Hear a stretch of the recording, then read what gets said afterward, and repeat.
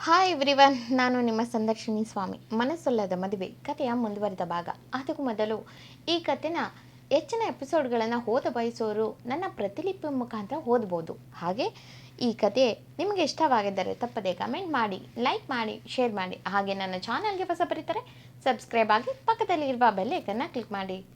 ಬನ್ನಿ ಕಥೆಯ ಮುಂದುವರಿದ ಭಾಗನ ನೋಡೋಣ. ಎಪಿಸೋಡ್ 147 ಇಂದಿನ ಸಂಚಿಕೆಯಲ್ಲಿ ಹಾದಿ ಹೊರಗೋಗಿ ಹೇಳಿ ಮಾಸ್ಟರ್ ಏನು ವಿಷಯ ಎಂದು ಕೇಳ್ದ. ಆ ಕಡೆ ಮೈಕಲ್, ಹಾದಿ ನೋಡ್ದೆ ಹೊರಗೆ ಅಂದರು. ಹಾದಿ, ನೋಡಿದೆ. 1-2 ಜನ ಇಲ್ಲ, ಇರೋರು 14 ಜನ ಹೊಸಬ್ರೆ.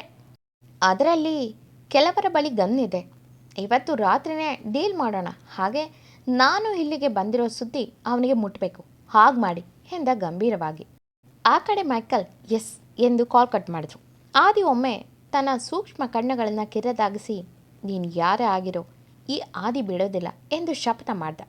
ಅವತ್ತು ರಾತ್ರಿಯೆಲ್ಲ ಮಲಗಿದ ಮೇಲೆ ಬಿಲ್ಲಾ ಮನೆ ಸುತ್ತ ಒಂದಷ್ಟು ಜನ ಸುತ್ತುವರೆದಿದ್ರು. ಅವರ ಇಂಟೆನ್ಷನ್ ಆದ್ಯನ ಎತ್ತಾಕೊಂಡು ಹೋಗೋದು. ಯಾಕಂದರೆ ಅವರ ಬಾಸ್ ಆರ್ಡರ್ ಆಗಿತ್ತು. ಅವರು ಡೋರ್ನ ಡೂಪ್ಲಿಕೇಟ್ ಕೀ ಬಳಸಿ ತೆಗೆದವ್ರಿಗೆ ದೊಡ್ಡ ಶಾಕ್ ಆಗಿತ್ತು. ಯಾಕಂದರೆ ಅಲ್ಲಿ ಸೋಫಾ ಮೇಲೆ ಆದಿ ಕಾಲ್ ಮೇಲೆ ಕಾಲಕ್ಕೆ ಕೂತಿದ್ದ.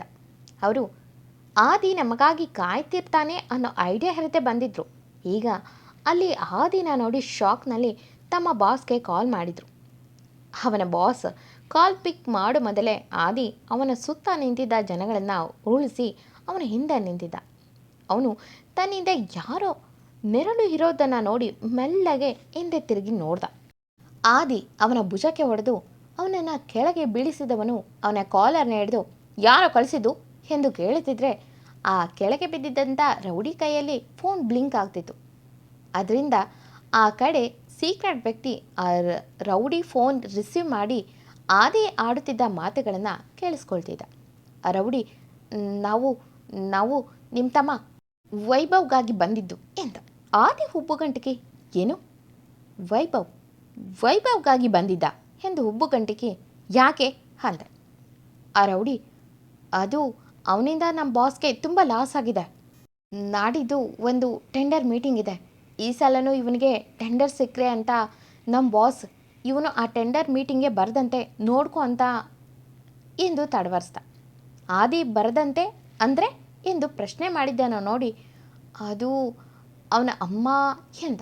ತಕ್ಷಣ ಆದಿ ಅವನ ಮೂಗಿಗೆ ಪಂಚ್ ಕೊಟ್ಟು, ತಾಕತ್ತಿದ್ರೆ ಫೈಟ್ ಕೊಟ್ಟು ನಿಮ್ಮ ಲೆವೆಲ್ನ ತೋರಿಸಿ, ಅದು ಬಿಟ್ಟು ಮನೆಯವರನ್ನ ಕಿಡ್ನಾಪ್ ಮಾಡಿ ಟೆಂಡರ್ ತೊಗೊಳಕ್ಕೆ ನೋಡ್ತಿದ್ದೀರಲ್ಲ, ಯಾರವನು ನಿಮ್ಮ ಬಾಸು ಎಂದ.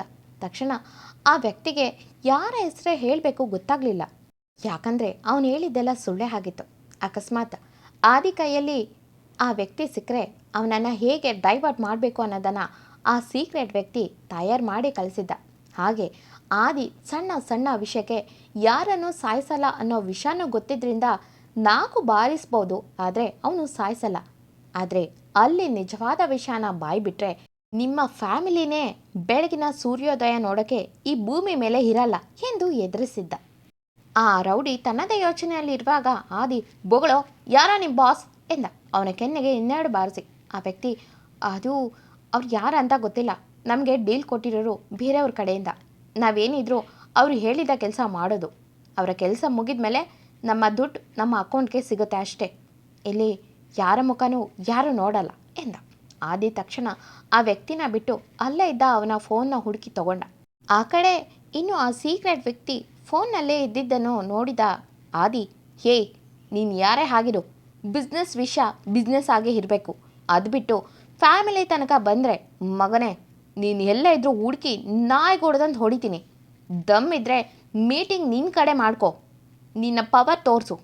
ಟ್ಯಾಲೆಂಟ್ ಇಲ್ದವರೆಲ್ಲ ಫೀಲ್ಡ್ಗೆ ಎಳಿತಾರೆ ಬ್ಲಡಿ ರೋಕ್ಸ್ ಎಂದು ಕೋಪದಲ್ಲೇ ಆ ಫೋನ್ ತೆಗೆದು ನೆಲಕ್ಕೆ ಅಪ್ಪಳಿಸಿದ. ಆ ಕಡೆ ಗುಯ್ ಎನ್ನುವ ತನ್ನ ಕಿವಿಗೆ ಬೆರಳಾಡಿಸುತ್ತಾ ಮರ್ಮದ ನಗು ಚಲ್ಲಿ, ಬಿಸ್ನೆಸ್ ಮೈ ಫುಟ್. ನಿನ್ನ ಜೊತೆ ಇರೋದು ಬಿಸ್ನೆಸ್ ಅಲ್ಲ ಕಣೋ, ಡೀಲು, ನಿನ್ನ ಪ್ರಾಣ ತೆಗೆಯೋ ಅಗ್ರಿಮೆಂಟ್. ನಿನ್ನ ತುಂಬ ಬುದ್ಧಿವಂತ ಅಂದ್ಕೊಂಡಿದ್ಯಾ ಅಲ್ಲಿಗೆ ಹೋಗಿ ನಿನ್ನ ಹೆಂಡತಿ ನಿನ್ನ ಫ್ಯಾಮಿಲಿನ ಸೇಫ್ ಮಾಡ್ಕೋತೀನಿ ಅಂತ? No, never. ನೀನು ಯಾವ ಬೆಲೆದಲ್ಲಿ ಬಚ್ಚಿಟ್ಕೊಂಡಿದ್ರು ನಾನು ಬಿಡೋ ಮಗನೇ ಅಲ್ಲ ಕಣೋ ಎಂದು ಜೋರಾಗಿ ಕಿರ್ಚಿ, ದ ಗೇಮ್ ಇಸ್ ಬಿಗಿನ್ ನಾವ್ ಎಂದು ನಕ್ಕ. ಈ ಕಡೆ ಆದಿ ಕೋಪನ ನೋಡಿ ಅಲ್ಲಿದ್ದ ರೌಡಿಗಳು ಎದ್ನೋ ಬಿದ್ನೋ ಅಂತ ಓಡೋಗಿದ್ರು. ಹಾದಿ ಛೆ ಎಂದು ಕೋಪದಲ್ಲೇ ಸೋಫಾ ಮೇಲೆ ಕೂತವನೋ, ಯಾರೋ ನೀನು, ಎಲ್ಲಿದೆಯೋ ಎಂದು ಮನದಲ್ಲೇ ಕೇಳುತ್ತಿದ್ರೆ ಅವನ ಫೋನ್ ರಿಂಗ್ ಆಗಿತ್ತು. ತನ್ನ ಫೋನ್ ನೋಡಿ ಹಲೋ ಅಂದ. ಆ ಕಡೆ, ಬಾಸ್ ನೀವೆಲ್ಲೋಗಿದ್ರೆ, ನಾವು ಎಷ್ಟು ಸಲ ಕಾಲ್ ಮಾಡಿದ್ದೀವಿ, ನೀವು ಸೇಫ್ ಇದ್ದೀರಾ ಅಲ್ವಾ ಎಂದು ಕೇಳಿದ್ದ ಯದು. ಆದಿ ಹಾಂ ಐ ಆಮ್ ಸೇಫ್ ಎಂದು ಉಸಿರಿ, ಅಲ್ಲಿ ಎಲ್ಲ ಓಕೆ ಅಲ್ವಾ ಎಂದ ಗಂಭೀರವಾಗಿ. ಯದು ಅದು ಬಾಸ್ ಒಂದು ಸೀರಿಯಸ್ ವಿಷಯ ಎಂದ. ಆದಿ ಅದೇನು ಹೇಳು ಎಂದ. ಯದು ಅದು ನಮ್ಮ ಕಂಪನಿ ಶೇರ್ಗಳನ್ನು ಯಾರೋ ತುಂಬ ಬೈ ಮಾಡ್ತಿದ್ದಾರೆ, ಇದರಿಂದ ನಮಗೆ ಮುಂದೆ ತುಂಬ ದೊಡ್ಡ ಲಾಸ್ ಆಗುತ್ತೆ ಅಂದ. ಆದಿ ಯಾವಾಗಿಂದ ಎಂದ ಹುಬ್ಬುಗಂಟಿಗೆ. ಯದು ಅದು ನೀವು ಹಾಸ್ಪಿಟಲ್ನಿಂದ ಹೋದ ನೆಕ್ಸ್ಟ್ ಡೇಯಿಂದ. ಗೊತ್ತಿಲ್ಲ ಆ ಶೇರ್ ಯಾಕೆ ಅಷ್ಟು ಕಡಿಮೆಗೆ ಸಿಗ್ತಿವೆ ಅಂತ, ಇದರಿಂದ ನಮ್ಮ ಫೈನಾನ್ಷಿಯಲ್ ಎಫೆಕ್ಟ್ ಆಗುತ್ತೆ ಎಂದ. ಆದಿ ಓಕೆ, ನನಗೆ ಅದರ ಡೀಟೇಲ್ಸ್ ಕಳಿಸು ಎಂದ. ಆ ಕಡೆ ಎದ್ದು ಬಾಸ್ ನೀವು ಯಾವಾಗ ಬರ್ತೀರಾ, ನನಗೆ ಟೆನ್ಷನ್ ಆಗ್ತಿದೆ ಎಂದ. ಆದಿ ಡೋಂಟ್ ವರಿ, ನಾನೀಗ ಸದ್ಯಕ್ಕೆ ಬರೋಕ್ಕಾಗಲ್ಲ, ಇಲ್ಲಿಂದಾನೇ ಎಲ್ಲ ನೋಡ್ಕೋತೀನಿ, ನೀನಿದೆಯಲ್ಲ ನಾನೆಲ್ಲ ನೋಡ್ಕೋತೀನಿ ಎಂದ.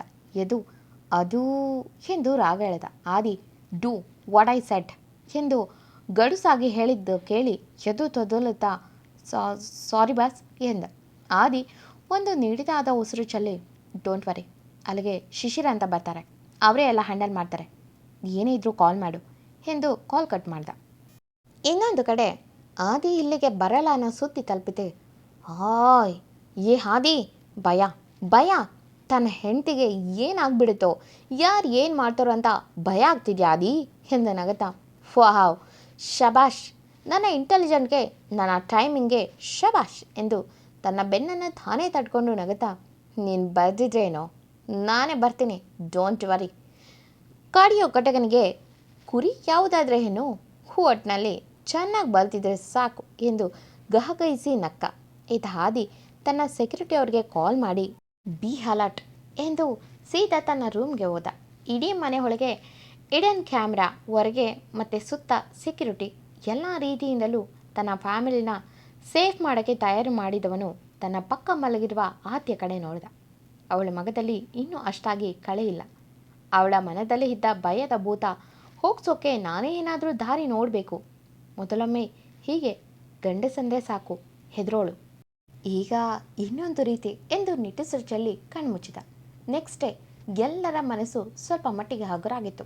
ಆದ್ಯ ಅಂತೂ ಆ ಮನೆಯಲ್ಲಿ ತನ್ನ ಮತ್ತು ಆದ್ಯ ಸಿಹಿ ನೆನಪುಗಳನ್ನು ಮೆಲುಕು ಹಾಕುತ್ತಾ ಒಮ್ಮೆ ಮನೆ ಸುತ್ತುತ್ತಿದ್ಲು.